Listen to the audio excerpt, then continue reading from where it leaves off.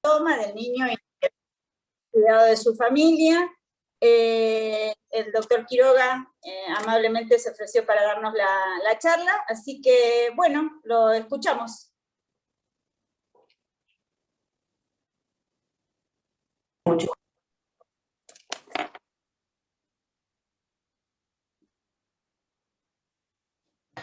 Liberando el... Yo no escucho. Gracias por la invitación. Un placer estar acá charlando con ustedes de esto que es el cuidado del niño traqueotomizado. Y vamos a mostrar algunos detalles de qué es lo que nosotros recomendamos para el cuidado de los niños traqueotomizados atendidos en nuestro servicio de otorrino. Y bueno, también les voy a mostrar un poquito de nuestra experiencia con los pacientes del hospital materno. Yo comencé a hacer endoscopía acá en el hospital en el año 2002. Y las primeras traqueotomías que me tocaron hacer fueron pacientes bastante complejos, complicados, pero con el paso de los años, ya casi 20 años, no ha cambiado la complejidad. Siguen siendo pacientes gravemente enfermos, muchos de ellos crónicos, y el manejo de la vía aérea de estos pacientes es una situación que es un desafío, porque el riesgo de obstrucción que tienen los niños, los recién nacidos, por supuesto, y toda la edad pediátrica, el riesgo de obstrucción de la vía aérea los pone en una situación de potencial amenaza para la vida.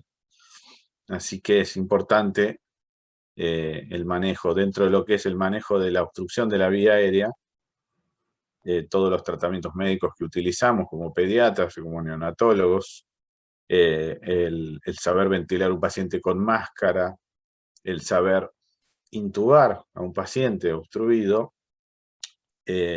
hace que con la complejidad creciente que tienen nuestras terapias y las enfermedades crónicas y graves que hace que requieran cuidados de parte de nuestros servicios, hace que sea cada vez más frecuente que nos crucemos con algún paciente con una vía aérea artificial, como la traqueotomía. Y digo vía aérea artificial porque también muchos de nuestros pacientes también tienen tubos de Montgomery, que es una prótesis dentro de la vía aérea que se utiliza aprovechando la traqueotomía previamente hecha, ¿no? Para algunos tratamientos. Y como nuestro hospital es un hospital de alta complejidad y un hospital de derivación interpersonal, tenemos que dar respuesta a estos pacientes, porque en el pasado todo paciente con alguna complejidad en la vía aérea era derivado a Buenos Aires. Así que celebro que podamos tener conversaciones como la de hoy, que podamos entre todos aprender de todos cómo manejar estos pacientes. La traqueotomía, sobre todo en la pediátrica y muy especial en los recién nacidos, es un poco más laboriosa, técnicamente más difícil, no solamente porque es todo más pequeño, sino porque la anatomía de la laringe, de la tráquea, por la localización más alta en el cuello, porque los chiquitos tienen mayor componente de partes blandas, y la palpación de la tráquea, cuando uno quiere hacer una traqueotomía, es mucho más difícil, porque la tráquea es mucho más blanda, y se hace muy difícil identificar cuánto de lo que estoy palpando con el dedo como cirujano es laringe, cuánto es tráquea, y eso hace que, bueno, que se requiera formación y entrenamiento en el manejo de la vía aérea pediátrica. Los niños traqueotomizados, por otra parte, están expuestos a complicaciones potencialmente fatales relacionadas con el compromiso de la vía aérea. se estima que un 5% por año, por niño, presentan muerte por decanulación accidental u obstrucción de la cánula. Así que eso es lo que toda la charla de hoy se va a centrar en esas complicaciones que son las dos principales, que son las que hacen que nosotros estemos muy interesados en entrenar no solamente a los padres que conviven con ese niño, sino a los enfermeros, a los médicos, pediatras, neonatólogos, médicos de guardia, que estén en contacto con este tipo de pacientes, porque con aprender el manejo de estas dos situaciones, la decanulación accidental y la obstrucción de la cánula, podemos salvarle la vida. ¿Qué es la traqueotomía? Es la apertura quirúrgica de la vía aérea a nivel del cuello. Generalmente lo hacemos entre el segundo, tercero, cuarto anillo traqueal y comunicamos el exterior con la vía aérea traqueal. Para esto realizamos una sutura de la piel hacia los bordes del orificio traqueal que nosotros generamos para favorecer la cicatrización y que se forme el túnel lo más seguro posible para que podamos colocarle la cánula y que pueda ventilar adecuadamente. Es la manera quirúrgica de asegurar la permeabilidad de la vía aérea. Las indicaciones básicas son 4. Las más comunes son los fallos en la extubación, o sea, son pacientes que están gravemente enfermos, intubados, y que una vez resuelto la patología o la situación que llevó a la asistencia respiratoria mecánica, se intenta extubar al paciente y falla, se obstruye, o las fallas en la extubación pueden ser por múltiples causas. Eso lleva a que requieran reintubaciones. Y cuando son reiteradas, no hay un número así, el número es arbitrario. Nosotros decimos 3 intubaciones, 3 reintubaciones, bueno, ya pensamos en una traqueotomía. Por supuesto, hacemos una valoración endoscópica para ver cuál es la causa, si hay una causa obstructiva, ¿no?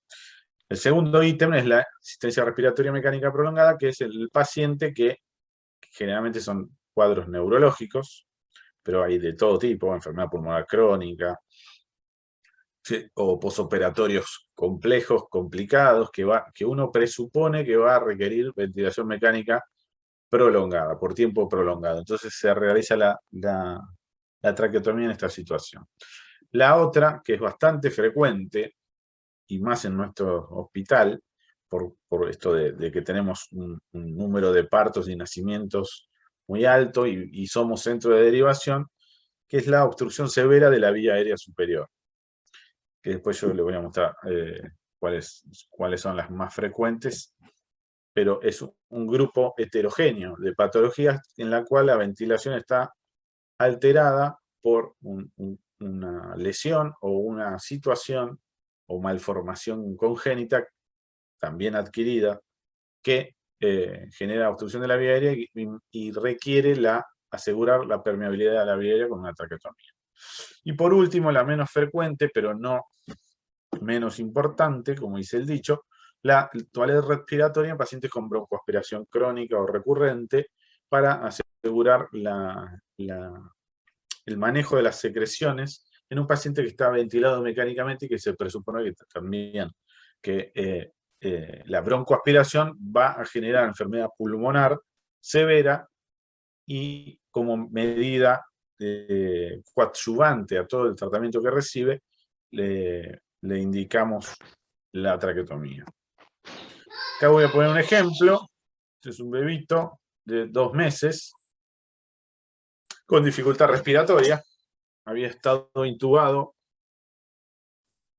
por un distrés respiratorio al nacer, 4 días de intubación, y varios días después de la extubación empieza con estridor inspiratorio, como escuchan, llanto difónico y dificultad respiratoria. Le hicimos una laringoscopía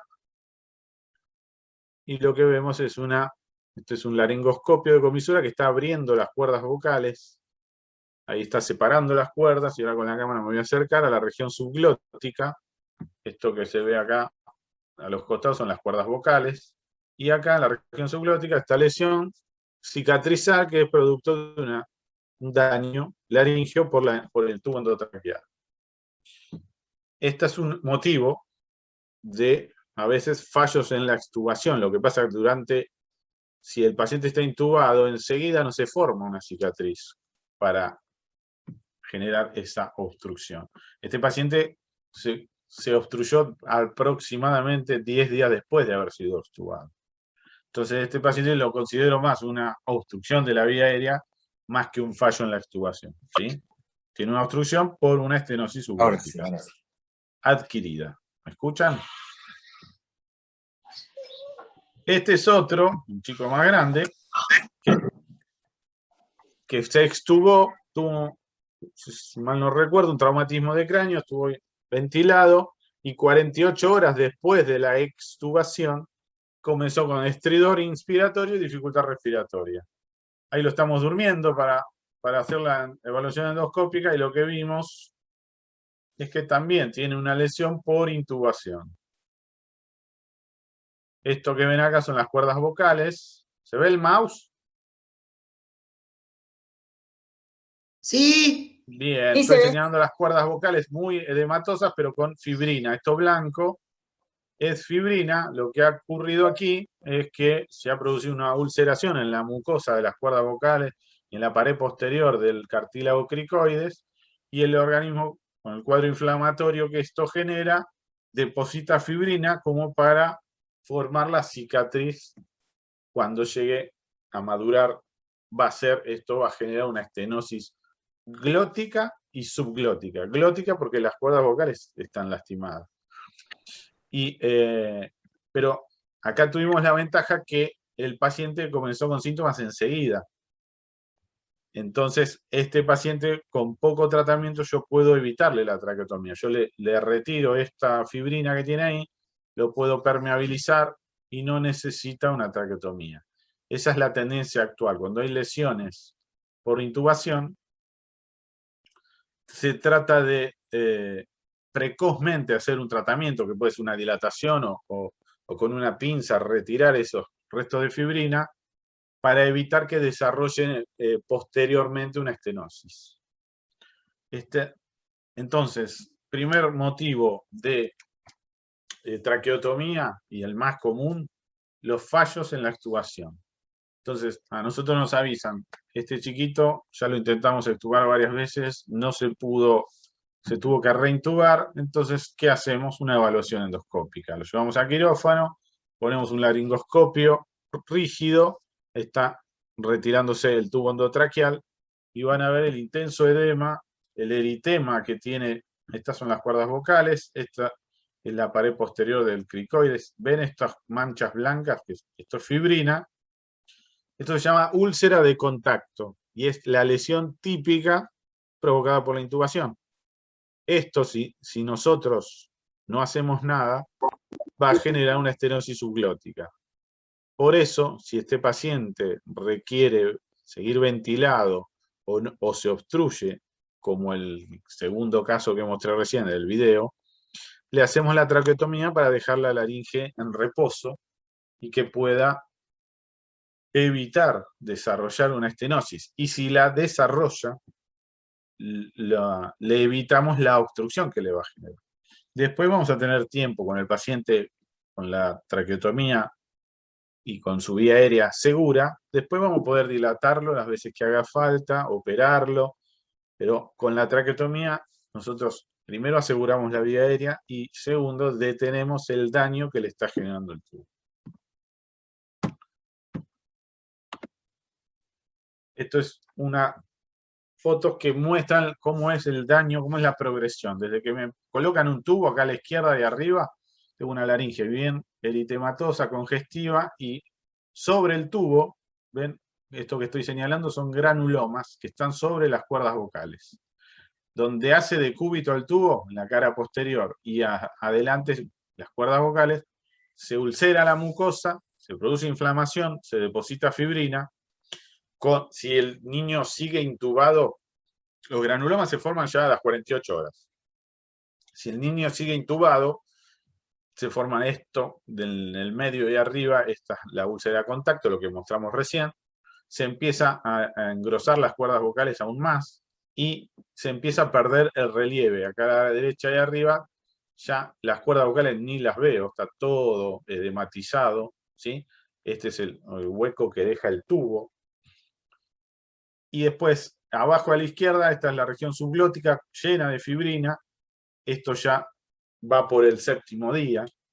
A los 14 días ya se empieza a organizar la cicatriz. Puede haber, como acá que estoy marcando, todavía tejido de granulación, pero ya todo esto es fibrosis. Y a los 30 días madura la cicatriz y se produce la estenosis cicatrizal, que es característica, esta forma, que tiene que circunferencial, al ser el cartílago cricoides un anillo completo de cartílago, las cicatrices son concéntricas. Y este paciente, si no está traqueotomizado, va a estar obstruido. Así de simple. Por ejemplo, este niño. Este niño fue intubado por una convulsión prolongada. Miren la dificultad que tiene y el estridor inspiratorio.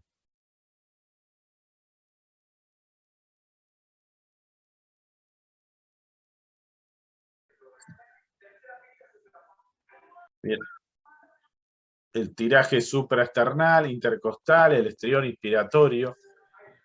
Y son pacientes obstruidos. A veces son interpretados como que, bueno, tuvo una laringitis subglótica posterior a la intubación y se lo medican con corticoides, que no está mal, con adrenalina no está mal, pero en realidad lo que tienen, acá en la foto se ve claro, es una reducción del calibre subglótico que le genera esta dificultad respiratoria. Nosotros lo que hacemos en estos pacientes, que ya están fuera de la asistencia respiratoria mecánica, le hacemos una dilatación, como acá. ¿Y por qué les muestro esto? Porque cuando se dilata, yo también estoy generando daño y puedo volver a al cicatrizar la dilatación, volver a estenosarse. Cuando se hacen 3 dilataciones y el paciente se vuelve a reestenosar, está indicada la traqueotomía, hasta que después, con otros tratamientos, yo pueda permeabilizar esa laringe. Así que también dentro de lo que es las indicaciones de traqueotomía pueden ser pacientes obstruidos o que se realizaron cirugías, dilataciones endoscópicas que al fallar, bueno, aseguramos primero la vía aérea con una traqueotomía y después dejamos que pase la etapa inflamatoria, podemos hacer otros tratamientos, pero ya sin apuro, porque este paciente es un paciente difícil, porque con la dificultad que tiene, lo vuelvo a poner así le escuchan el estridor. No se escucha el audio, Polo. A ver.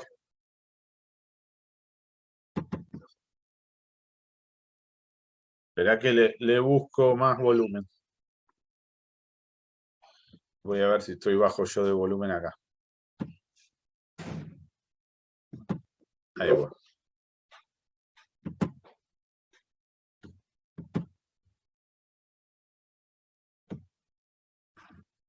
A ver ahora.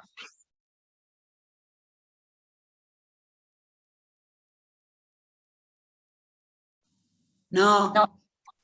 No, ¿Ahora? ahora sí.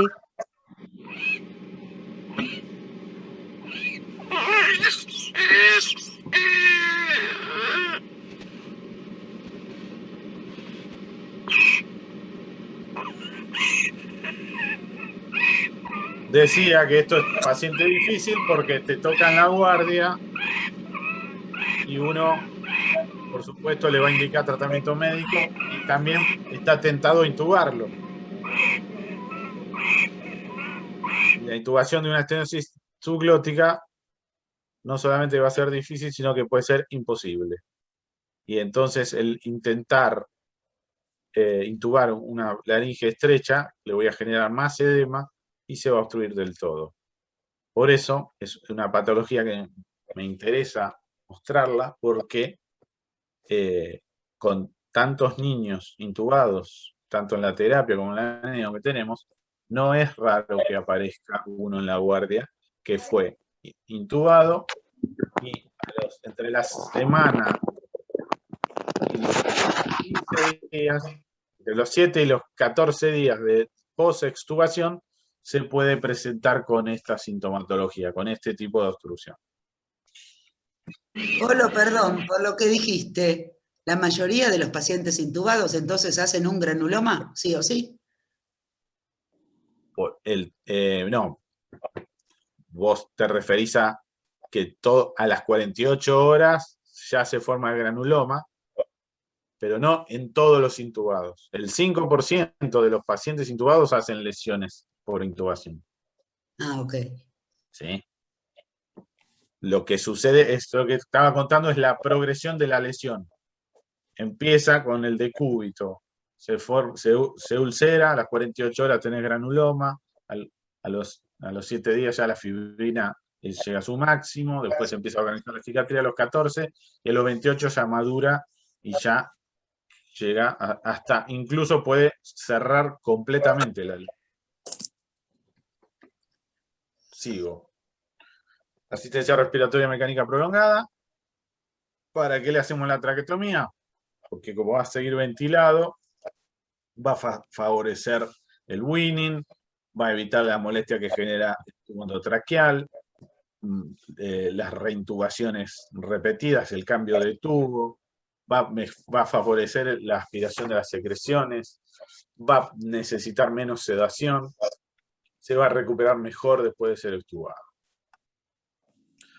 La otra causa de la obstrucción severa de la vía aérea, acá era solamente para cualquier lesión que obstruya desde la nariz hasta la tráquea cervical, puede ser pasible de una traqueotomía. Este es un...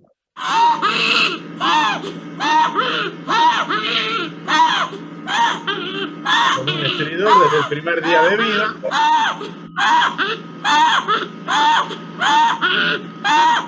¿Escuchó el estridor? Sí. Bien. Tiene una parálisis congénita de ambas cuerdas vocales. Generalmente este estridor aparece el primer día de vida y ya en algunos casos genera dificultad ventilatoria importante. Cuando tiene ese tipo de dificultad respiratoria, aparte de estudiar que no tenga un Arnold Chiari, le hacemos la traqueotomía para asegurar la vía aérea. Ese lloraba fuerte, tenía un llanto normal, con un estrión inspiratorio importante. Este tiene un llanto difónico,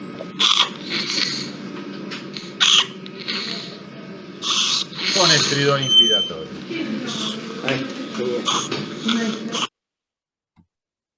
Y en la endoscopía que vemos, esto es una laringoscopía despierto, está sin anestesia, con anestesia local, lo que vemos es, me quiero detener, una estenosis a nivel de la región subglótica congénita. Vamos de nuevo.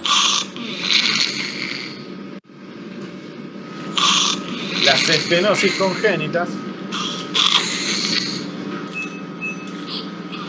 a diferencia de las estenosis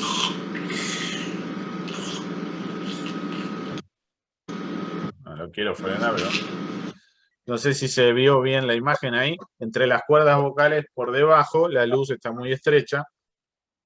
Y las estenosis congénitas, a diferencia de las adquiridas por intubación, no son pasibles de dilatación, porque son provocadas por una deformidad de los cartílagos que forman la laringe. Por lo tanto, no se pueden dilatar.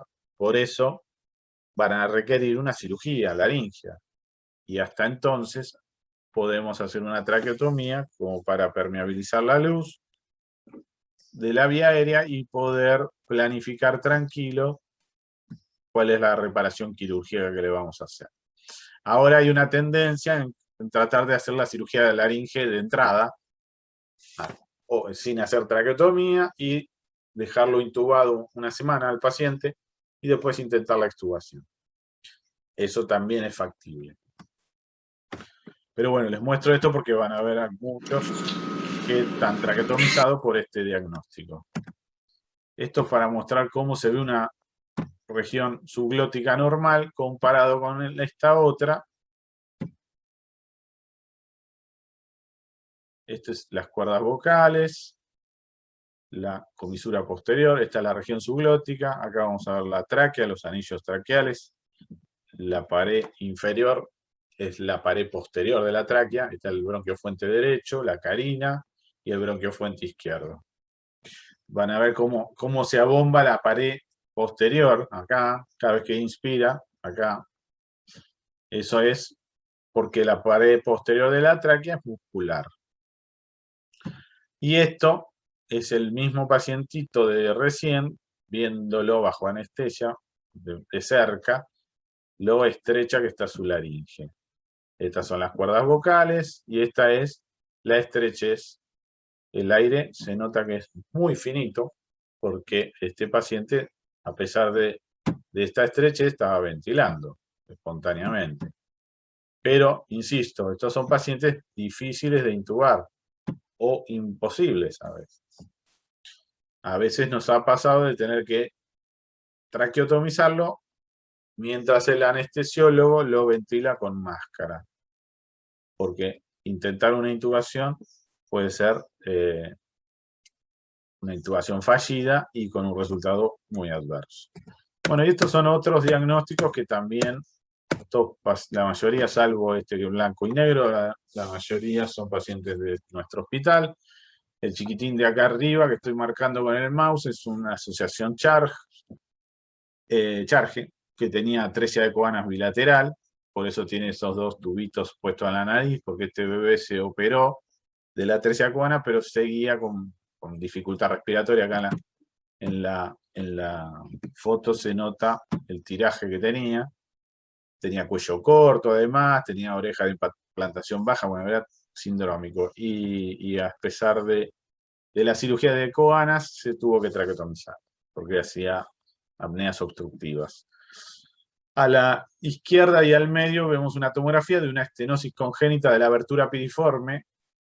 Esto porque la coana es posterior, pero la abertura piriforme es anterior. A veces la obstrucción congénita está acá adelante, y como sabemos, los menores de 5 meses son respiradores nasales obligados, por lo tanto, eso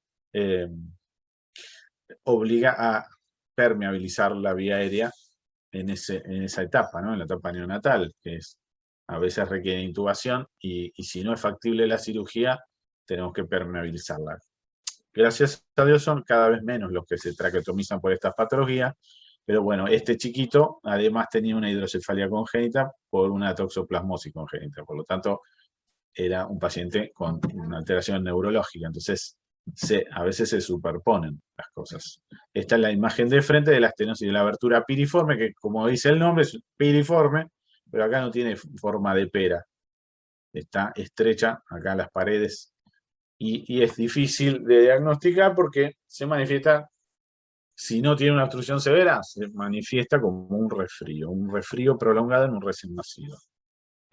Esto es una asociación, una secuencia Pierre-Robin. Esto es un niño con un linfangioma cervical que compromete la lengua y la faringe, y lo tuvimos que traqueotomizar. Este es un Treacher Collins que nació acá en el hospital, que es de Dolores, ya debe tener 15, 18 años más o menos. Y esto es una mucopolisacaridosis, la foto del libro. Otra situación que a veces amerita traqueotomía son las malformaciones diagnosticadas en forma prenatal.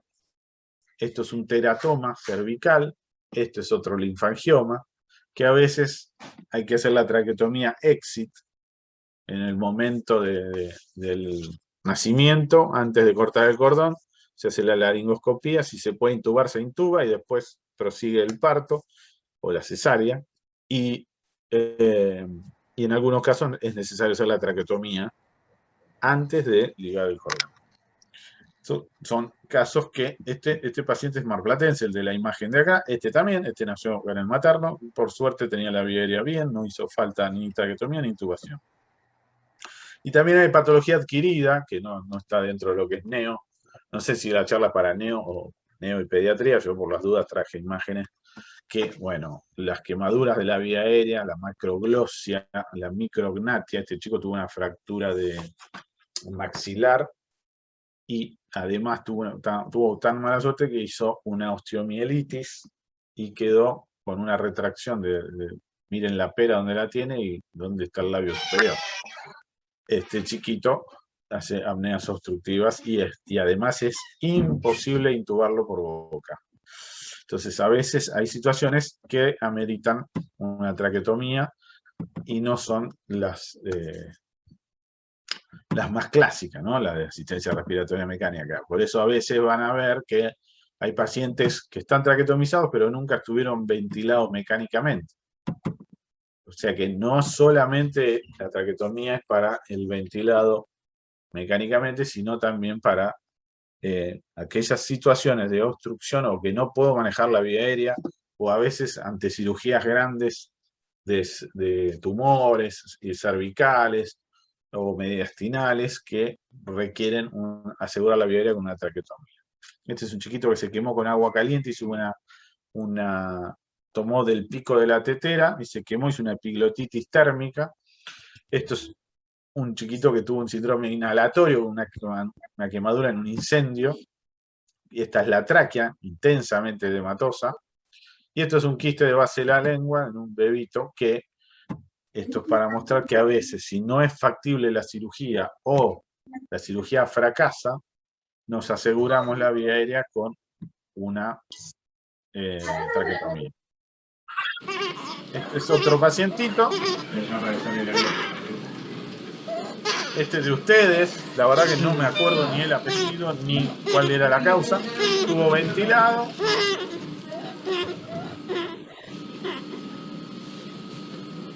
Tiene tiraje generalizado, estrión inspiratorio. Y le hicimos una endoscopía.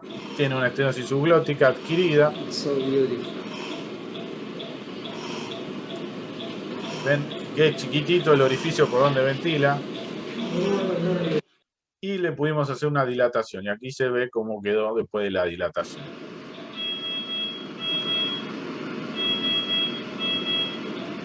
Queda así, no queda perfecta, pero con esa luz el paciente puede ventilar bien y puede evitar la traqueotomía. Insisto, esto es bastante frecuente de ver y puede pasar que después de la dilatación se restenose y requiera más de una dilatación y si falla, traqueotomía. Si me quieren parar o que me apure o lo que me quieran sugerir, No, cortan y ven. Bien. Vamos con la última de las indicaciones, que es una indicación relativa, pero importante, de los pacientes con enfermedades neurológicas, neuromusculares, que se broncoaspiran, tienen secreciones permanentemente en su árbol traqueobronquial, no tienen los reflejos protectores funcionando normalmente, los tiene abolidos o son más lentos, no tienen una tos efectiva, o tienen anomalías en la caja torácica que les impiden ventilar y proteger la vía aérea. Entonces son pacientes, el típico es el lagofaringio. O, por ejemplo, el síndrome de Moebius, que tiene parálisis facial, parálisis del glosofaringio y del neumogástrico, y que cuando traga todo lo que traga se le va a la vía aérea. Bueno, esos chicos, la traqueotomía es básicamente para manejar mejor las secreciones y evitarle infecciones pulmonares, ¿sí? Infección respiratoria baja recurrente. A veces nos vienen a ver, o sea, a veces los vemos cuando los diagnostican en neo, o son pequeñitos, y siempre intentamos, por supuesto, tratamiento médico, kinesio, neumonólogo, bueno, todo lo que es humidificación, broncodilatadores. Ahora, muchas veces son pacientes ya con encefalopatía crónica no evolutiva, parálisis cerebral, miopatías. Acá tenemos una niña con una miopatía nemalínica. Bueno, ese tipo de pacientes que a veces ya vienen con cuadros de infecciones respiratorias recurrentes, neumonías, y bueno, ahí se plantea la traqueotomía sabiendo que no es la solución. Es un paliativo, es solo para aspirar mejor y que las secreciones las podamos, que podamos limpiar un poco mejor el árbol bronquial. ¿Por qué? Porque la cánula no sella la tráquea para que no se siga broncoaspirando. Siempre pericánula algo va a filtrar, y si no filtra el alimento porque tiene gastrostomía, tiene el botón, tiene el Nissen, va a filtrar la saliva, y la saliva incluso puede generar enfermedad pulmonar progresiva, ¿sí? Por lo tanto, que a veces se hace inyección de Botox en las glándulas salivales, o incluso le extirpan glándulas salivales como para disminuir la producción de saliva y que pueda mejorarse el manejo, ¿sí? Pero son tratamientos paliativos. Por eso lo ponemos muy a lo último, porque a veces las expectativas de los padres es que lo operamos y ya está. Y no, la verdad que esto es no solamente que es un paliativo, sino que yo le estoy complejizando la vida a esa familia y a ese niño. Porque ahora para manejarse con la cánula va a necesitar elementos en la casa, entrenamiento de los padres y a veces internación domiciliaria. O sea que estoy cambiando un problema por otro, con el agregado de que la traqueotomía puede tener complicaciones mortales, fatales. Entonces es algo que hay que charlarlo mucho con el pediatra, el terapista, el médico de cabecera y con la familia, porque es una decisión difícil y no siempre logramos el resultado que esperábamos. ¿Qué me falta agregar? Que ahora se agrega un grupo nuevo de pacientes que son los que tienen ventilación no invasiva, que son los que tienen miopatías, enfermedades neuromusculares, apneas obstructivas, en pacientes que no son quirúrgicos, que no tienen posibilidades de operarse por distintas situaciones, y que requieren CPAP, BiPAP, bueno, todos los mecanismos de ventilación, que eso yo, lo mismo que el ruso, hablar en ruso, pero lo que tenemos con esos pacientes que a veces, por ejemplo, acá tuvimos pacientes con enfermedad pulmonar crónica postviral que tienen ventilación no invasiva y una vez al mes o cada 20 días hacen una exacerbación respiratoria y requieren intubación.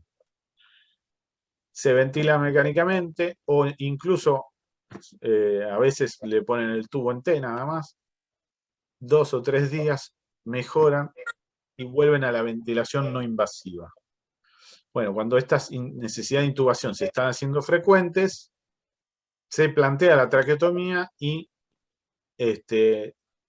la traqueotomía, que a veces cuesta indicársela a los padres porque los padres vienen de una ventilación no invasiva a tener un niño con una cirugía y una traqueotomía. Y a veces adaptarse a eso cuesta, pero lo que hay que entender es que la ventilación no invasiva es ventilación mecánica. Por más que el paciente no esté intubado, y por más que todos los beneficios que tiene la ventilación no invasiva, que es justamente evitar las complicaciones por la intubación, el niño que depende de ventilación no invasiva es un niño que está con un respirador. Por lo tanto, también es una indicación, cuando falla este tipo de ventilación, la traqueotomía. Dicho esto, vamos a las contraindicaciones para no aburrirlos. Antes decíamos que eran 4 o 5, pero la verdad que cada vez se están agregando más contraindicaciones.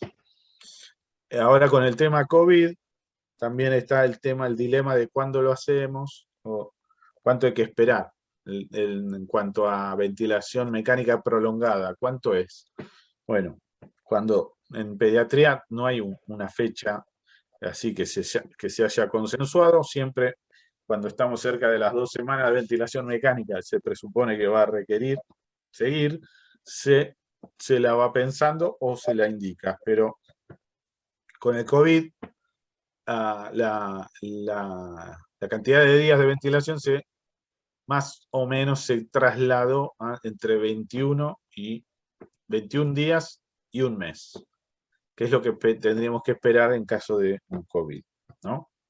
Y por supuesto, con todas las recomendaciones de que, bueno, que tenga PCR negativa para cuidar al personal, porque la traqueotomía es una de las situaciones donde hay más aerosolización. Entonces, las contraindicaciones se agregan los pacientes que, por supuesto, tienen un mal pronóstico, que se sabe que el desenlace es inminente, o que tiene fallo multiorgánico, o está inestable hemodinámicamente, está con inotrópicos o vasopresores, o que tiene una hipoxemia con una PAFI menor de 200. Ese paciente se difiere la traqueotomía cuando el paciente esté más estable clínicamente.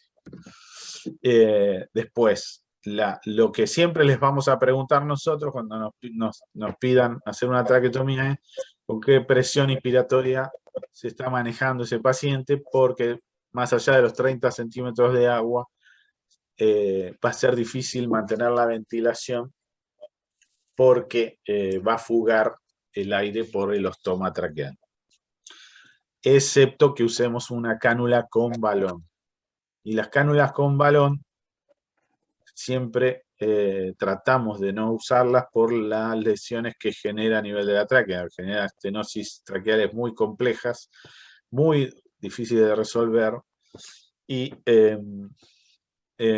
para evitar esto siempre tratamos de usar las cánulas sin balón, porque además el balón requiere mucho cuidado, de ver qué presión está inflado y desinflarlo cada 2 horas o 3.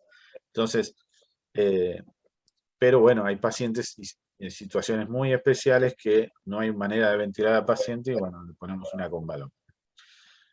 Por supuesto, si la coagulación no está bien, si hay infecciones en el sitio quirúrgico, tiene una esternotomía, como en esta foto, este paciente había sido operado del corazón y nos pedían la traqueotomía, pero tenía una esternotomía casi llegando al cuello. Tratamos de que madure esa cicatriz, que se estabilice la herida para poder hacer una traqueotomía más segura. Si hay una cirugía en el cuello grande, una cirugía mayor, que limite la movilidad del cuello también, o si tenemos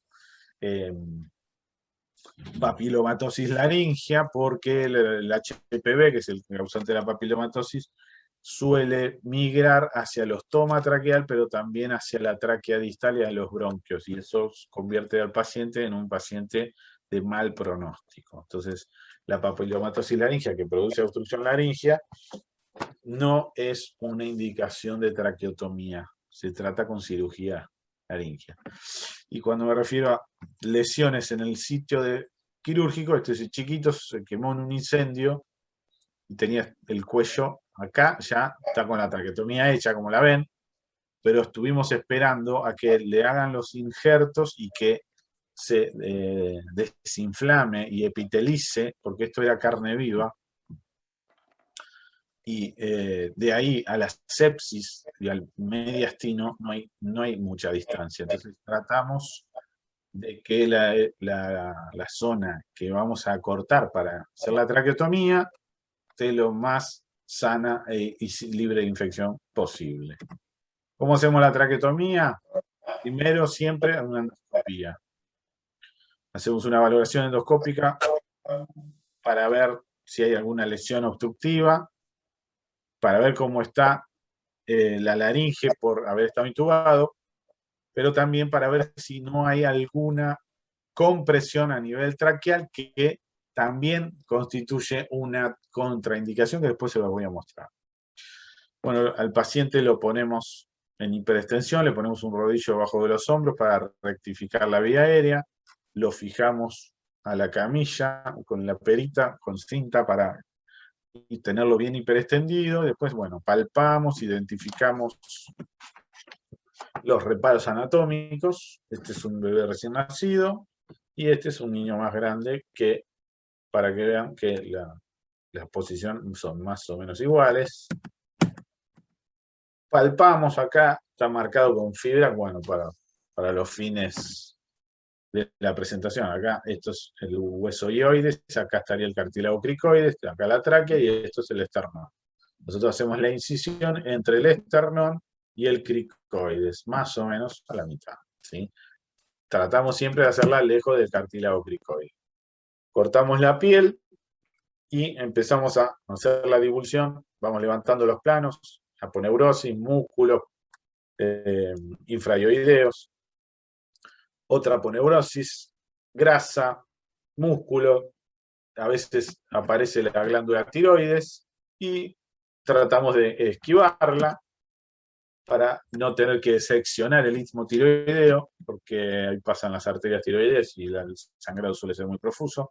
Identificamos la tráquea, que se ve acá blanquita, hermosa, y una vez que la identificamos, hacemos el corte y después ponemos unos puntos que unen la piel al anillo traqueal.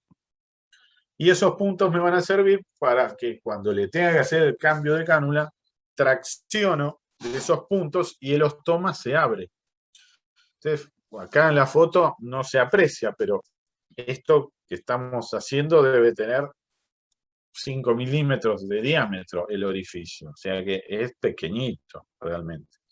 Entonces, por eso van a ver que cuando vuelve de quirófano tiene unas telas adhesivas marcando estos puntitos que son los que vamos a utilizar en caso de dificultad para colocar la cánula. De hecho, acá ven en la primera foto, acá arriba a la izquierda, cómo estamos con las pincitas traccionando los hilitos para que pueda colocar la cánula mientras estamos haciendo la traqueotomía. Una vez colocada, ventilamos, ponemos oxígeno y si vemos que está todo ok, pasamos a la etapa de fijar la cánula con cinta. Siempre entre varios, entre dos por lo menos, para que uno sostiene la cabeza y el otro va pasando las cintas de fijación y le ponemos el pantaloncito de grasa para proteger la piel, para mantener la piel seca, pero sobre todo cuando son recién nacidos, para alejar la punta de la cánula de la carina, que después les voy a mostrar fotos. Díganme más o menos cómo vamos de tiempo para saber si acelero o si esto les está volando y quieren ir más a los bifes con respecto a los cuidados. Vamos bien. Estas son las partes de la cánula, las aletas, donde se atan las cintas para fijarla. Esta es la cánula. Este es el conector universal que es para el oxígeno, este mismo de acá. Las que tienen balón tienen su manguito, igual que el tubo endotraqueal. Con respecto a los números, bueno, siempre nos guiamos por este, que es el diámetro interno, que es una cánula número 5. Siempre los números que usamos nos referimos al diámetro interno del orificio de la cánula, que en teoría corresponde con el diámetro interno del tubo endotraqueal que entraría para esa edad, para ese paciente. Siempre y cuando tenga una vía aérea de calibre normal, porque si tiene una estenosis traqueal o una estenosis laringea, a veces tenemos tubos más pequeños. Bueno, hay una escala, una tablita que dice, bueno, ¿para qué edad usamos la 3,5? Siempre en recién nacidos tratamos de usar la 3,5 porque la 3, y ni hablar una 2,5, se tapan muy fácil con secreciones. Entonces requiere demasiado cuidado y demasiado estarle encima aspirando permanentemente. Por eso tratamos de poner 3,5. Pero bueno, a veces hay bebitos muy pequeñitos que no queda más remedio con una 3. ¿Qué más? Bueno, hicimos la traqueotomía, le fijamos la cánula, nos aseguramos que ventile, lo llevamos a terapia o a neo. Y ahí, ¿qué vamos a controlar? Cómo está la cánula, si está permeable, le vamos a humidificar las secreciones, le vamos a aspirar según necesidad. O sea, si tiene mucho moco hay que aspirarlo seguido y si tiene poco, cada tanto. Eso va en sentido común. Controlamos que la cinta no esté floja, que esté bien ajustada, no tiene que bailar, Normalmente, ahora les vamos a mostrar unas imágenes, pero normalmente tratamos que entre la cinta y el cuello, entre un dedo, nada más. Bien justa. Analgesia por el tema postquirúrgico y sí, pedimos la radiografía de tórax, sobre todo para la ubicación de la cánula y si tiene alguna complicación, como el neumotórax.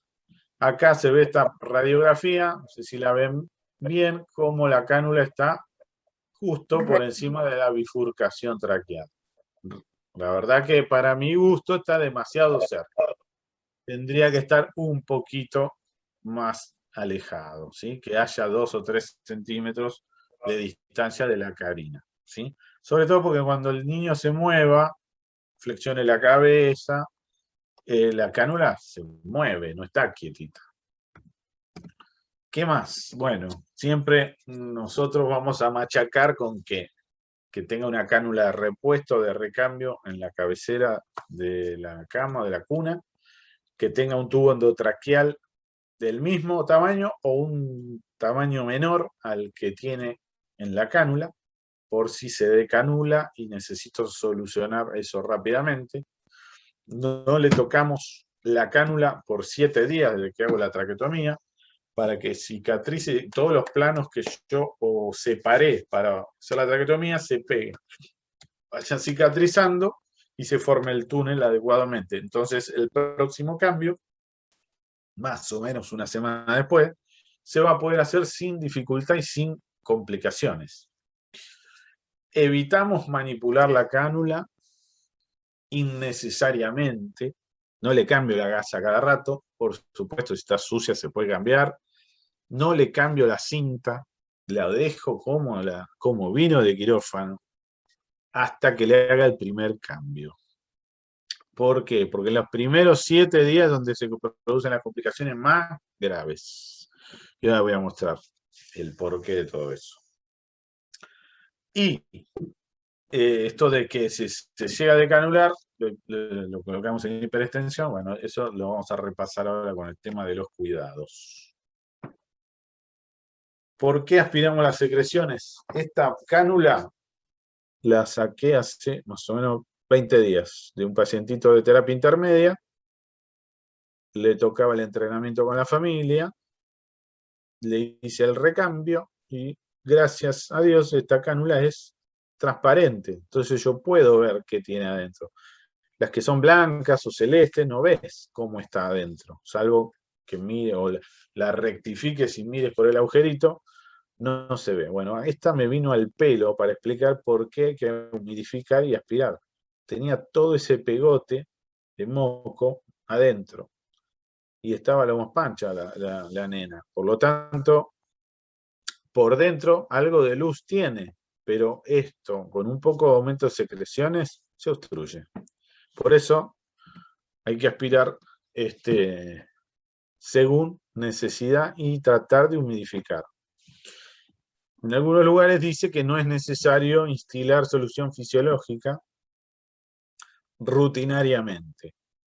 Sí, eso se lo digo a los padres, pero se lo digo a los padres porque después de un tiempo, de un año, 6 meses o más, los padres ya conocen las secreciones, cómo respira su hijo, qué ruido hace con la cánula, pero al principio no conocen nada, no saben, ni sabemos nosotros, menos los padres. Entonces le digo, cada vez que vas a aspirar, instila solución fisiológica. La aspiración es para la cánula, no es para la tráquea, por lo tanto, solamente aspiro por dentro de la cánula sin pasarme de largo. ¿Cuánto aspiro? Lo que dura el video. Algunos miden en segundos, no más de 5 segundos. ¿Sí? Otros dicen 10. Lo importante es que no tengo que estar aspirando, porque además de moco estoy aspirando aire, oxígeno. El grosor de la cánula tiene que ser lo suficientemente ancho para aspirar las secreciones, pero que no entre justo, que no entre a presión, tiene que bailar un poquito. Tiene que haber espacio perisonda para que entre y salga y se deslice normalmente. Entonces, un dibujo para mostrar que lo que se aspira es solo la cánula, no pasarse de la longitud.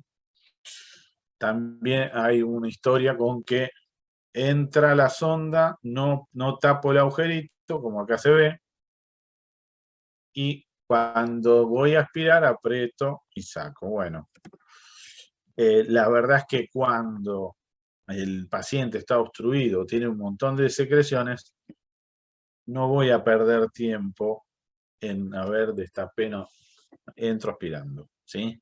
Pero sí, en varios lugares encontré que lo que se recomienda es entrar con la sonda sin aspirar y una vez que llegue a la punta, empezar a aspirar. Traquetomía, humidificación. ¿Cuánto solución le pongo? Bueno, acá hay recomendaciones en neonatos, corríjanme si les parece. Esto lo saqué de un artículo del Hospital Garrahan que recomienda de 0,2 a 0,5 mililitros en recién nacidos, en lactantes hasta 1 mililitro, y después en los niños más grandes, bueno, hasta 3, y en adultos, bueno, hasta 10. La idea es que sepamos que cada vez que instilamos, parte de lo que instilamos queda dentro, no se va, no se aspira completamente. Entonces hay que tratar, sobre todo en pacientes cardiópatas o en bebés muy pequeñitos, de no excedernos con el volumen. Porque ya, si bien es algo sencillo, la aspiración no está exenta de complicaciones. La aspiración puede producir hipoxemia, bradicardia, hipertensión, hipotensión, atelectasia, sangrado, broncoespasmo, vómitos. Por eso tratamos de decirle que cuando le vamos a cambiar la cánula, y hay que aspirarlo antes de cambiarla, que tenga por lo menos 2 o 3 horas de ayuno, porque el movilizar la cánula o la sonda de aspiración dentro de la tráquea va a generar tos, porque la mucosa traqueal es sensible y si bien después de varios días ya se acostumbra a tener la cánula ahí, cualquier movimiento de la cánula o ingreso de sonda genera un reflejo tusígeno. Y si tengo el estómago lleno y es un bebé, va a tener reflujo, puede vomitar y bueno, se puede complicar. Algo tan simple, entonces siempre tratamos, dentro de lo posible, que esté alejado de las tomas. También aumenta la presión intracraneal, la aspiración. También puede producir reflejo vasovagal, y ahí sí que nos vamos a asustar un poco, y también puede generar infecciones, sobre todo si traumatizo la mucosa traqueal. Lo que no hay que hacer es aspirar la boca, la nariz y después la cánula. Eso siempre hay que tratar de evitar mezclar secreciones, ¿no? Bueno, entonces lo llevé a terapia, se traquetomizó, le hice la placa, veo que la altura de la cánula está bien, no tiene complicaciones. Pasó una semana, le fuimos cambiando la gasa, pero no tocamos la cánula, no le cambié la cinta, ni se la aflojé, nada. Le vamos a hacer el recambio. Viene el otorrino, le hace el recambio, pero después empieza el entrenamiento a la familia. A la familia, al médico, al enfermero. Quiero decir algo. El servicio otorrino está abierto a todo aquel que tenga interés en aprender a cambiar la cánula y tenga dudas o quiera sacarse dudas o quiera practicar con nosotros, no hay ningún problema. Las veces que sea necesario. Cuanto más podamos ser las personas que sabemos cambiar una cánula, menos niños van a fallecer o van a tener complicaciones graves por la cánula. Así que en ese sentido los invito a que nos vengan a acompañar si quieren o organizamos un día y juntamos 2 o 3 para que vayan viendo y haciendo y que le perdamos el miedo a la cánula. A veces me pasó a mí personalmente, era reciente pediatría y la primer cánula que vi, yo estaba en SIM rojo y había una niña con una cánula de traquetomía que se le salió la cánula y lo que atinamos a hacer es ponerle oxígeno con máscara y se lo puse en la boca. Nunca le iba a llegar el oxígeno al pulmón porque la niña tenía una obstrucción y ventilaba a través de la cánula. Por lo tanto, es algo que al principio no tenemos, nos da un poco de impresión, por ahí es algo que no manejamos. Nosotros no tenemos ningún problema en ayudarlos y mostrarles y que practiquen hasta que le pierdan el miedo, ¿sí? Para cambios tenemos que tener lo mínimo indispensable, que es una cánula limpia, con gasa, siempre la cortamos, le ponemos el pantaloncito ahí, la cinta ya anudada en la cánula, solución para instilar, una jalea de lidocaína o algún lubricante. Esto lo estoy aprendiendo yo con ustedes, o sea, si hay un lubricante que se pueda utilizar que no sea medicamentoso y sobre todo en un bebito chiquito, no hay ningún problema. Nosotros lo usamos más que nada como lubricante. Por supuesto sabemos que es anestésico local y que, bueno, le puede, al cambiar la cánula, alguna molestia va a tener ese paciente y, bueno, esto nos va a servir para que no tenga dolor, pero si hay alguna contraindicación o sabemos que la dosificación es muy errática, no se puede dosificar mucho, cualquier otro lubricante que nos permita, a veces en los mismos mocos del paciente, las mismas secreciones, los pacientes muy broncorrecos, ni le ponemos porque ya está lubricado, pero a veces pasa que la piel está muy seca y uno quiere poner la cánula y no entra. No entra porque se frena. Por eso usamos generalmente esta lidocaína. Bueno, la cánula, gasa, una tijera para cortar la cinta de la cánula que tiene colocada, y una almohadita, que acá salió cortada, pero o un rollito de sábana para hacer de resalto, para hiperextenderle la cabeza y rectificar la vía aérea.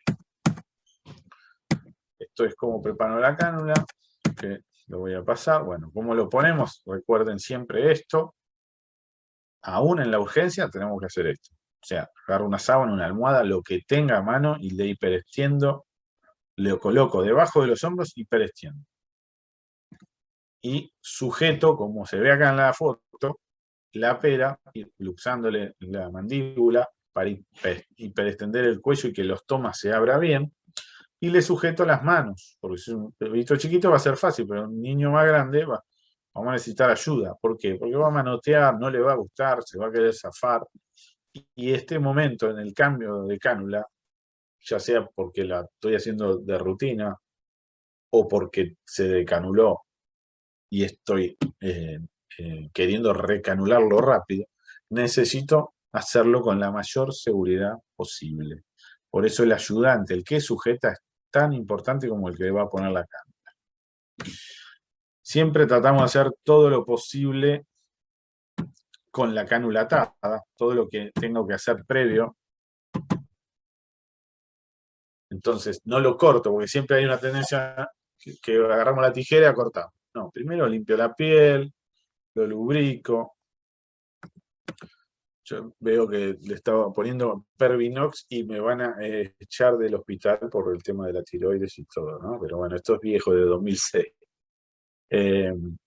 Acá estamos cortando la cinta y ven cómo la otra persona está sujetando la cánula, porque ahora que está cortada, la cánula está más susceptible de salirse.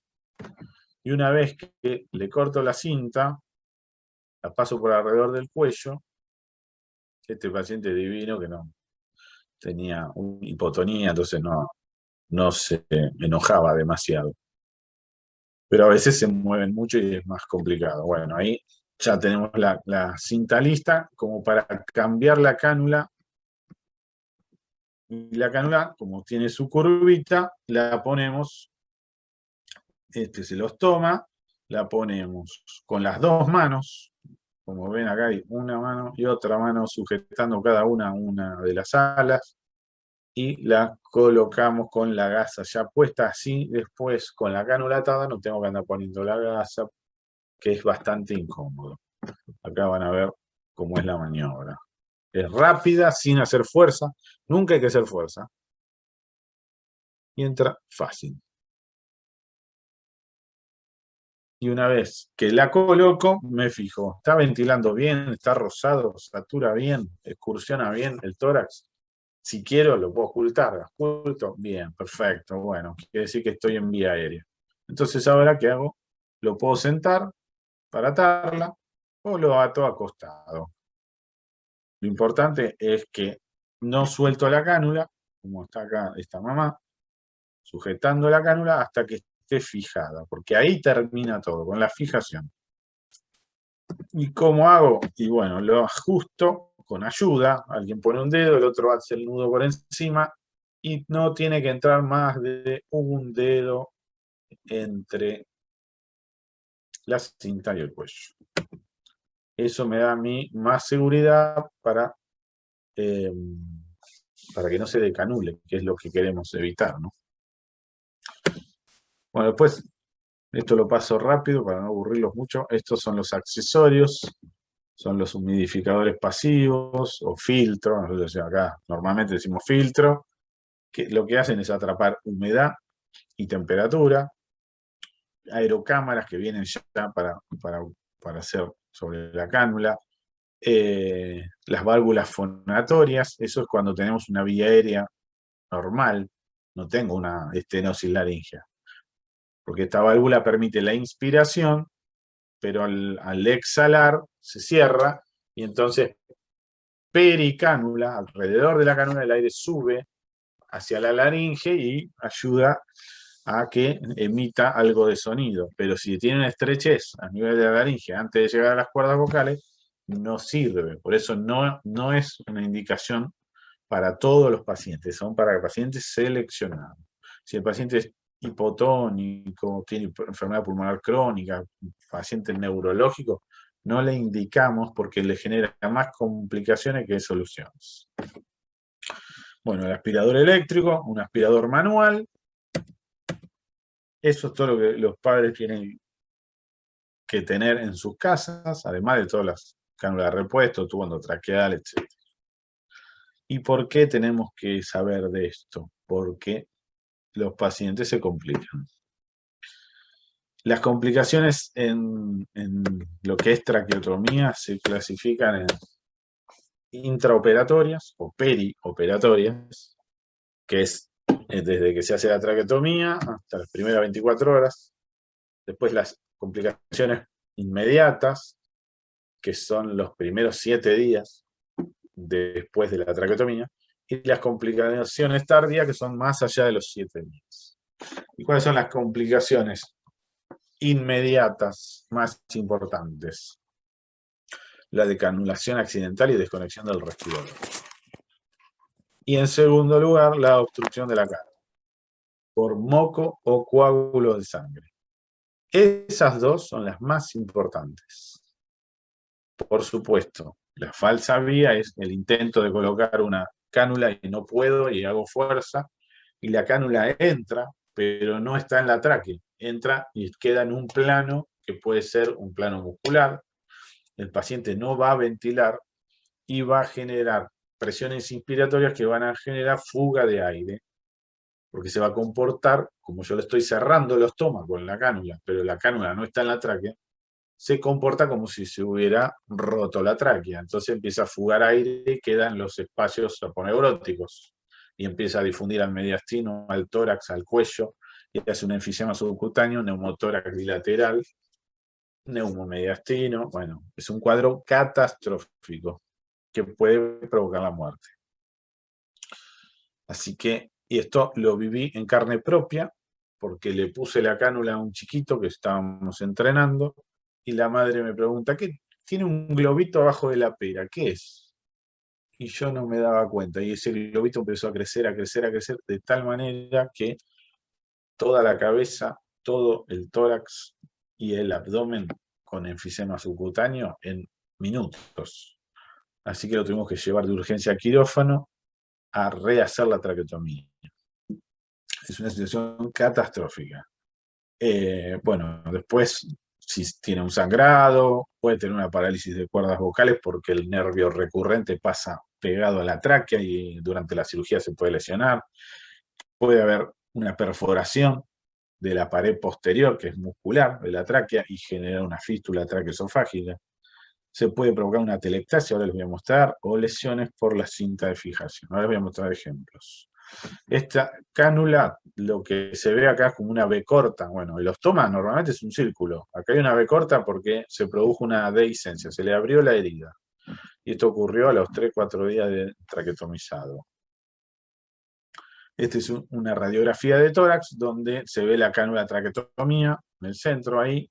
No se ve bien mucho la vía aérea. Acá esto podría llegar a ser un bronquiofuente.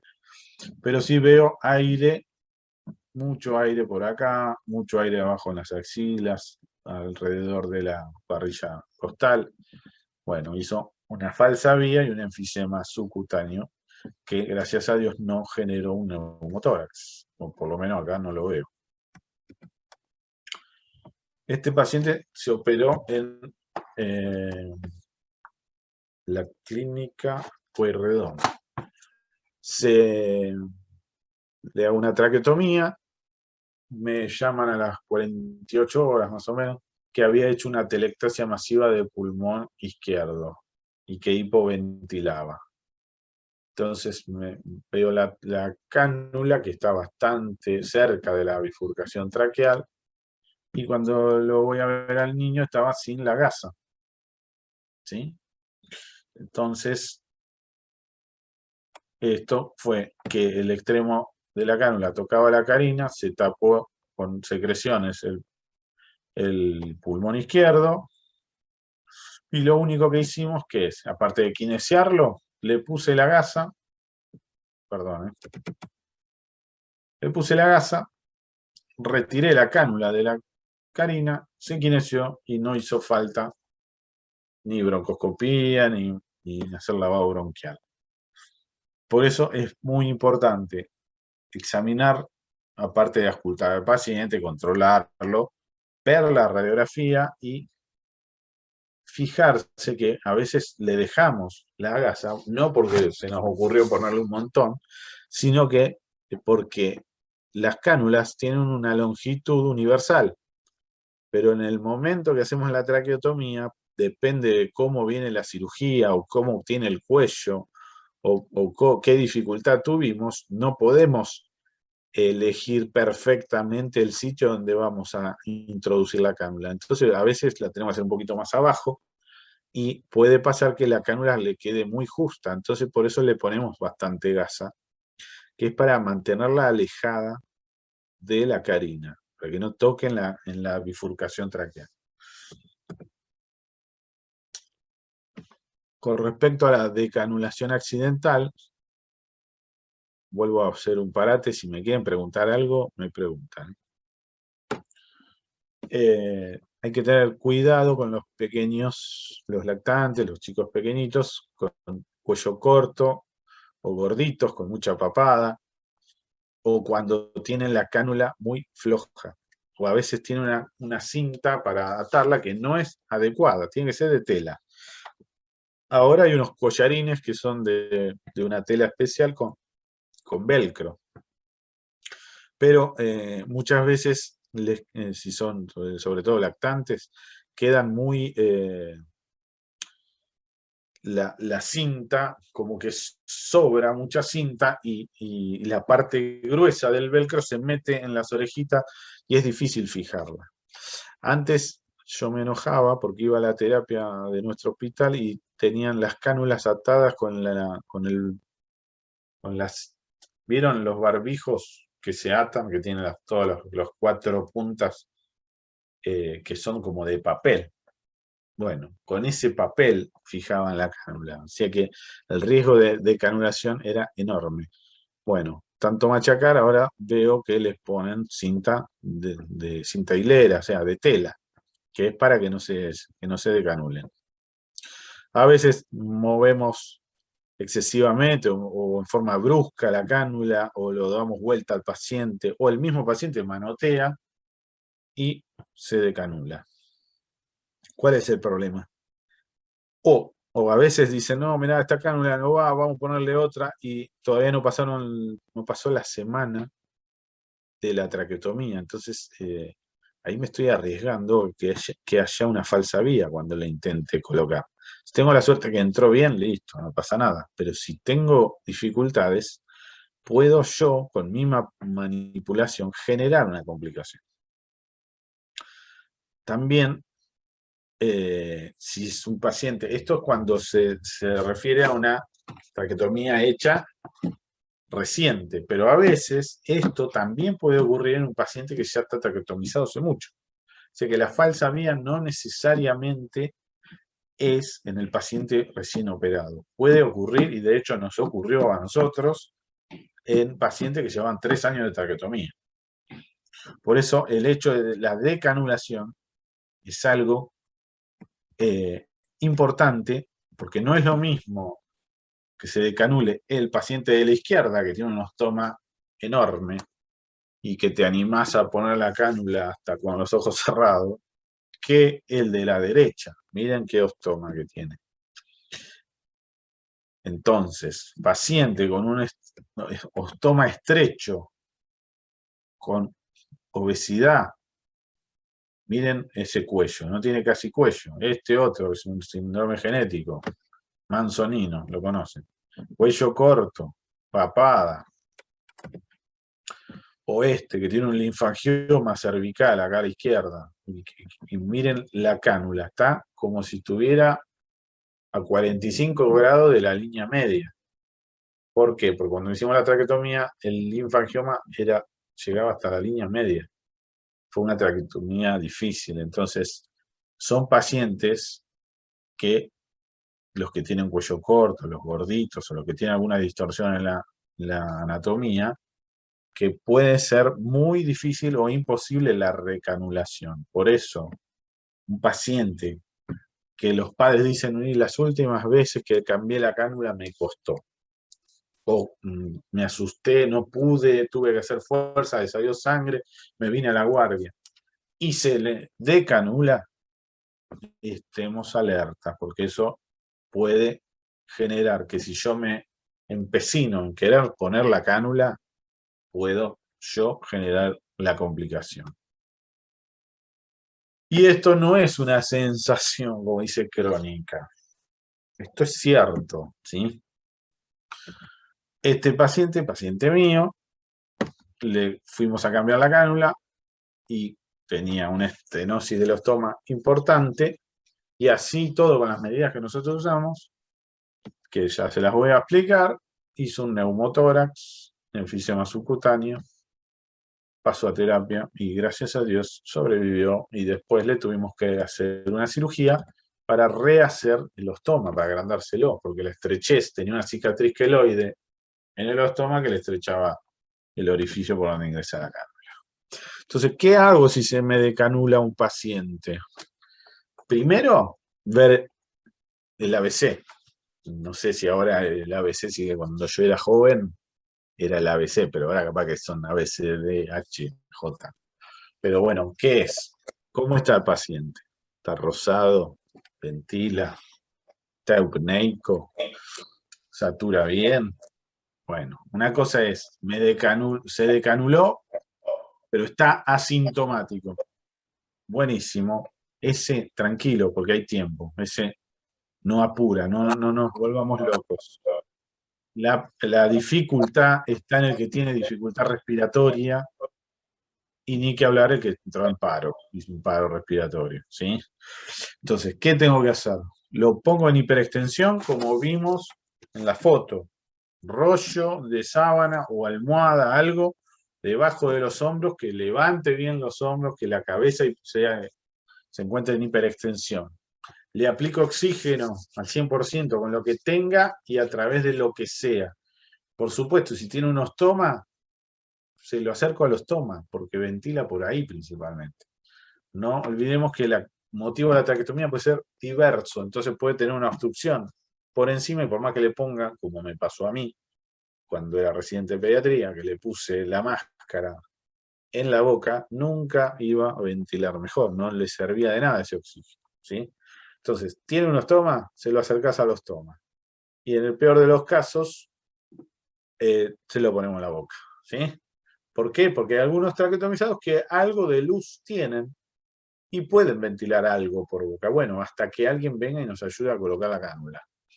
¿Cómo pongo una cánula que está el ostoma lastimado, se inflamó porque intentaron varias veces y se cerró? Bueno, agarro una sonda nasogástrica, la coloco por dentro de la cánula y meto primero la sonda adentro del ostoma y después con esa guía voy colocando. Ahora les muestro una foto. Nunca hay que forzar el ingreso de la cánula, jamás. ¿Por qué? Porque recuerden que la pared posterior de la tráquea es muscular y cualquier cánula, por más chiquita que sea, por más plástica y flexible que parezca, puede generar una perforación traqueal, lo cual es una catástrofe. Entonces, ¿qué tengo que tener a mano? Siempre un tubo endotraqueal más pequeño que el que tiene la cánula, o el más pequeño que le entre en ese agujerito, y con mucho cuidado y despacio voy entrando hasta que note que empieza a ventilar. Y si así todo, intenté eso, no hice fuerza, intenté ponerlo con la sonda, no entra. No entró el tubo endotraqueal más pequeñito. Bueno, ahí como último recurso le tapo el ostoma y lo intubo. O lo intento ventilar con ambú por boca, pero le cubro el ostoma para que no fugue por ahí. ¿Sí? Esos serían los pasos en situación de dificultad respiratoria o el paciente, por supuesto, en cría o en paro. Esta es la foto de arriba, ves la cánula, acá puse una sonda K30, esta cánula seguramente era una 4, una 4,5 o una 5. Entonces, se coloca la sonda por el ostoma, acá esto porque es una foto sacada de internet, pero lo que quería mostrarles es que la sonda va dentro de la tráquea, la meto, y ya con esa guía intento colocar la cánula. Como las cánulas no tienen bisel, vienen cortadas como acá arriba, no tiene bisel. Por eso nosotros a veces lo que hacemos, por ejemplo, agarro un tubo chiquitito, un tubo 3 o un tubo 2,5, le saco el acople que tiene para el oxígeno y meto el tubo por dentro de la cánula. Y entonces intento que primero pase el tubito chiquito y después que pase la cánula. Como ir dilatando ese ostoma. Y lo que hacemos nosotros, que estamos acostumbrados, pero no quiere decir que no se nos compliquen los pacientes, lo que hacemos es, bueno, probamos con un tubito endotraqueal, 2,5, bueno, vamos con un 3. Bueno, ahora dame un 3,5. Y le vamos haciendo una dilatación. Cosa que el recanular al paciente, si se vuelve otra vez a decanular, ya tengamos un poco más de tranquilidad de que vamos a poder hacerlo.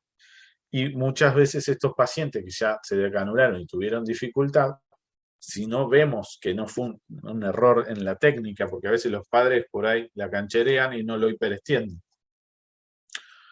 Y a veces es modificar un poco la técnica y se recanula perfecto. Si nosotros vemos que a nosotros nos cuesta y después planificamos una cirugía para reparar ese ostoma y hacerlo más grande. Con respecto a las complicaciones a largo plazo, la decanulación y la obstrucción por moco y sangre siguen presentes porque a lo largo del cuidado de estos chicos que están un tiempo largo con cánula, se les puede obstruir y es más, no hay traqueotomizado que alguna vez no haya tenido algún evento de decanulación o de obstrucción, que gracias a Dios la mayoría son fácilmente resueltos por los padres, ¿sí? Pero son cosas que les pueden ocurrir y les ocurren frecuentemente. Pero también, así como pasa eso, les tengo que decir, muchas veces esa decanulación o esa obstrucción le costó la vida. Así que por eso tanto que machacamos con esto. Mantener la cánula permeable, aspirar, conocer la técnica del recambio. no hacer fuerza. Si hay dificultad para cambiarlo, que nos avisen. Después, las infecciones cutáneas y los problemas de la cicatrización y de la piel son bastante frecuentes, más o menos, ahora les muestro las estadísticas, algo de 40%. Esto es lesión por la cinta de fijación.